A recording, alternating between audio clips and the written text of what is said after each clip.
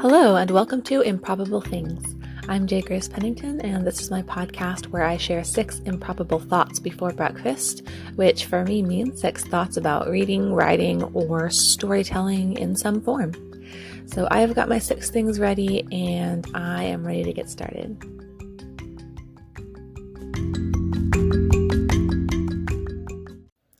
Number 1, I have just a quick update on my book, or my novella, Southeaster Lodge, that's part of the Very Bookish Romance collection. So the collection is releasing in just 3 days on January 14th, and I know I've already talked about this before, but just with the release coming up so close, I wanted to mention it again. I think I've told y'all, in addition to my own novel, there's 4 other stories, and I got to beta read one of them and really enjoyed it. I'm not generally a fan of romance stories, but I do enjoy, just if there's a romance story that's just, sweet, and it can just be a refreshing read. If it's not something like, so much of the romance out there is just kind of like, ugh, in so many ways. And a lot of times even the clean romances can just be not enjoyable to read for me personally.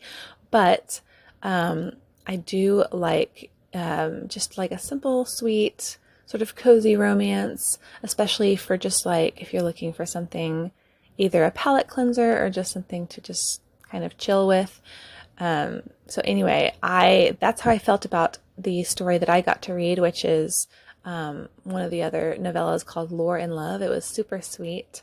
And so I'm excited to read the others too, because I also am familiar with some of the other authors' work and always enjoy it. So anyway, all that to say, that's coming out in just a few days, and it is the last of the Very Bookish holiday collections. So definitely hope that y'all will check that out. You can already actually pre-order it, and then the actual release is in just a few days. So if you get that, hope you enjoy it. And of course, I really would love to know what y'all think of Southeaster Lodge, and especially if you've read Northanger Abbey, what are some of the parallels that you could catch in the story? Because I'm definitely curious to see what people think. If it's hard doing sort of a adaptation or inspired by, because you want to stick with your source material without sticking too closely. Like, I'm not just trying to literally retell the story.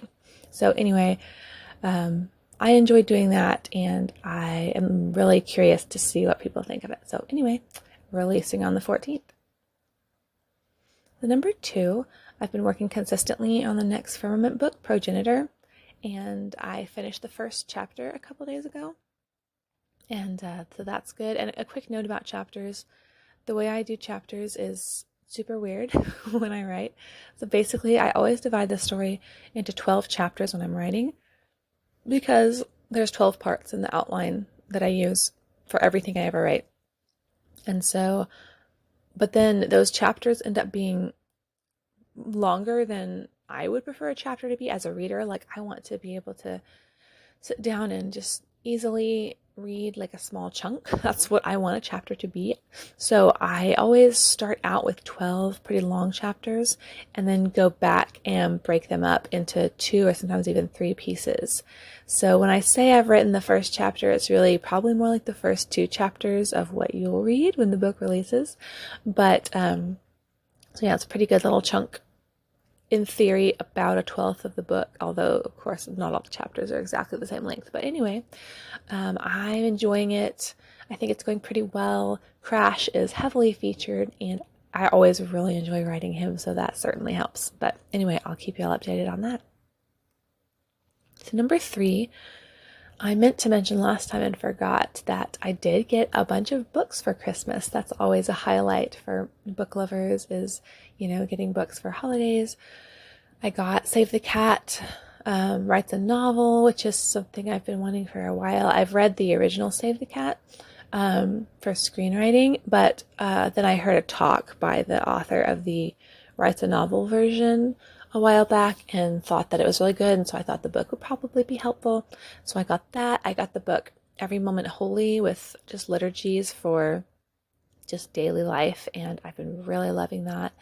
And yeah, I just got a bunch of other books. I got a Bible commentary I've been wanting, some devotional type books, like just really, really awesome stuff. But one thing I did think about is I did not use to get books as often, and I think that's because I did not have a wish list because it's hard to get someone else a book, even if you do know what they like, which is not always the case because you don't know what they already have or what they've read or what they, what they actually need. And so I have found that I get more books as gifts since I did a wish list. I have a wish list on Elfster, and I can just direct people there for birthday and Christmas. And I'm much more likely to get books that I've been wanting since I've been doing that like the past few years. And that's been awesome because I obviously am grateful for any gift and very touched when anyone thinks of me, but there's just something extra special for a bookworm about getting books as gifts. And so I was pretty excited and happy about that.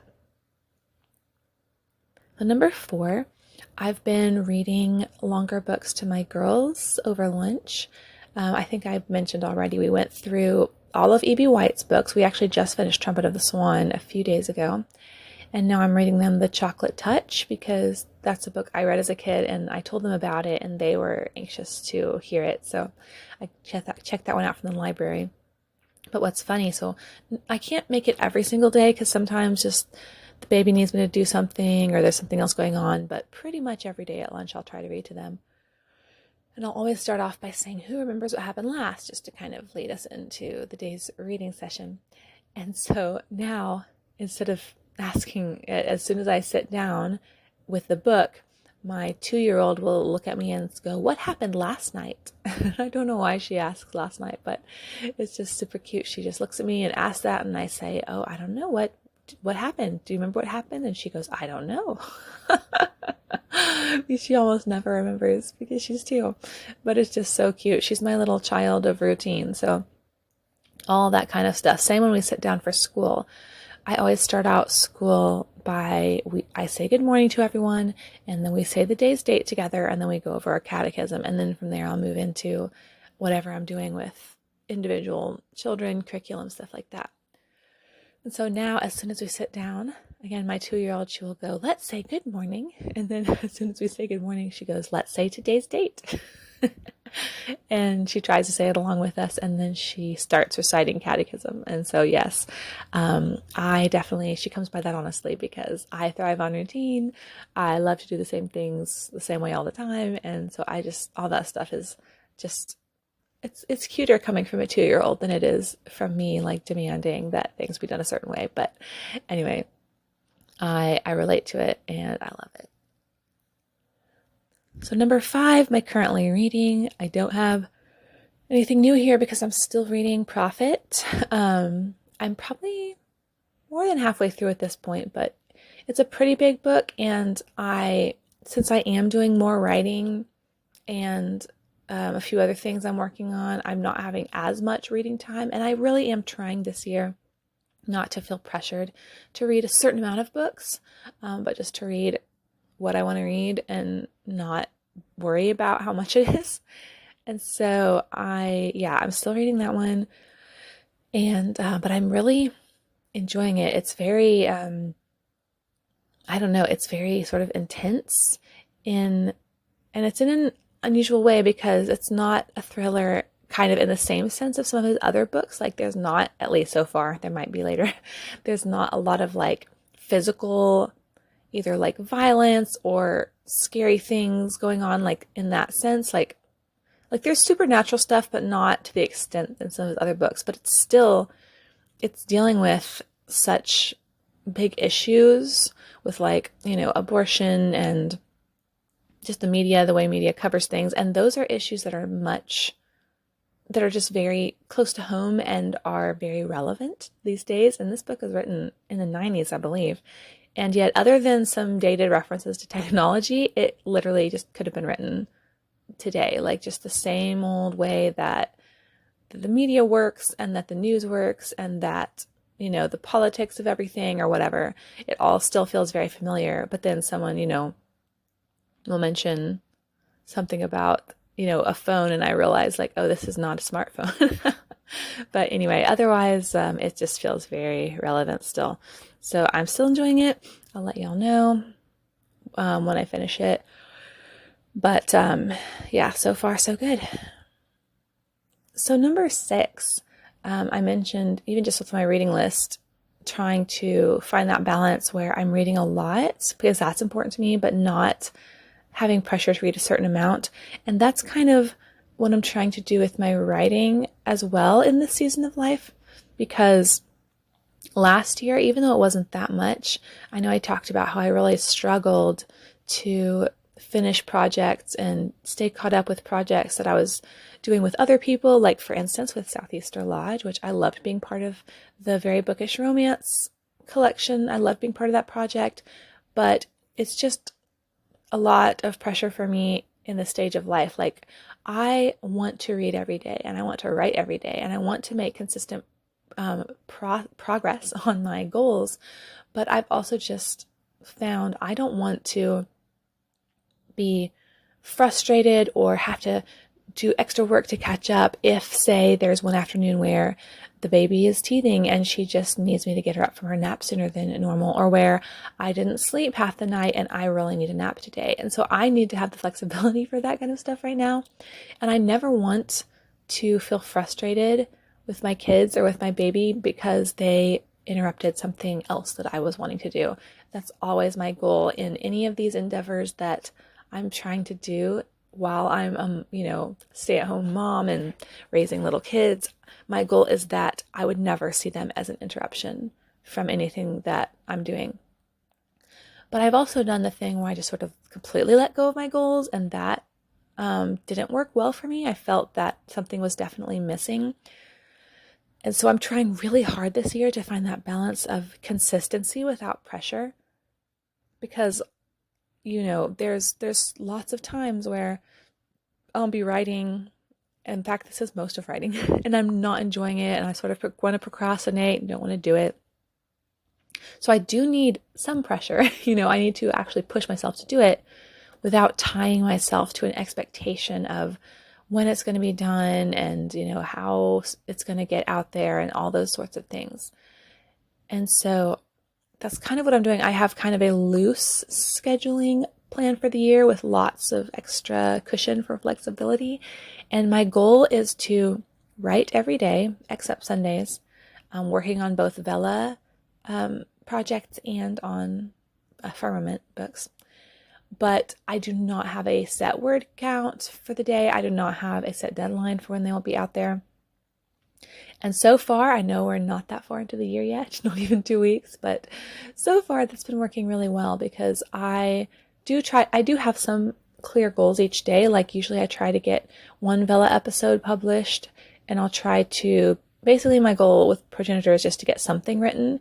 And generally that involves me setting a 10-minute timer and just writing what I can in that amount of time, which always, even though I've been doing that for a long time now, it tends to surprise me that how much when you sit down with a focused and a ticking clock, you can get, so much done.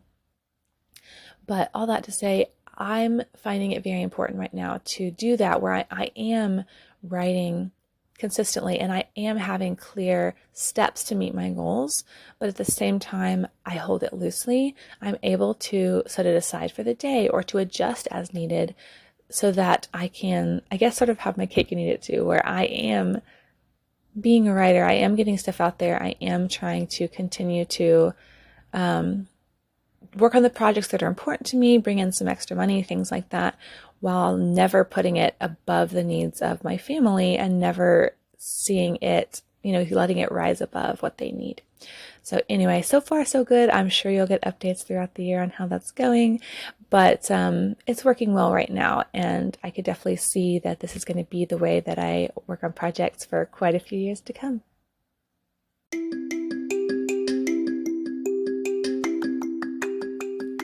Thank you so much for listening. I really appreciate everybody that sits with me on these early morning chats. Sometimes I feel like I'm really sharp and get the words out, and then sometimes I feel like this is too early for me to try to be talking. So I appreciate everyone that finds value in these episodes, and everyone that always lets me know if you're listening and enjoying it. It means so much to me, and helps me to have the motivation to continue. And so again, thank you so much. Let me know if you're planning to read very bookish romance, and I hope that you will enjoy it. Let me know any of your thoughts about finding the balance just in life and projects between consistency and not too much pressure. And then also, if you got books for Christmas, I definitely want to know about it. So again, thank you all so much for listening. Hope that everyone has a great day and a great weekend ahead, and stay improbable. Bye.